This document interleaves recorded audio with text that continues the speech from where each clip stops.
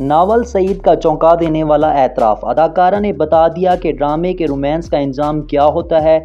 आज जानिए इस वीडियो में, स्किप मत कीजिए। नावल सईद पाकिस्तान की खूबसूरत और बासलायत अदाकारा। इन्होंने कई हिट ड्रामों में काम किया है और अपनी अदाकारी से सबके दिल जीते हैं, लेकिन अब इन्होंने कैमरे के पीछे की एक हकीकत सबके सामने रख दी है जो आप जानकर हैरान रह जाएंगे।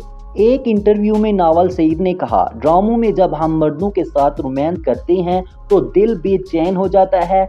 उनका कहना था कि जब आप रोज़ कैमरे के सामने किसी के करीब होते हैं, उसके साथ जज्बाती और रोमानवी मनाज़िर करते हैं, तो दिमाग के लिए ये समझना मुश्किल हो जाता है कि ये सब सिर्फ अदाकारी है।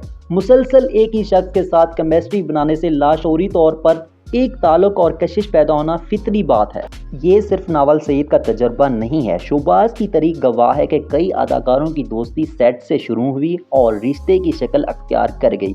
लेकिन दूसरी तरफ बहुत से सीनियर का ये भी कहना है कि अदाकारी एक फ़न है, एक प्रोफेशनल अदाकार को जज्बात को काम से अलग रखना चाहिए।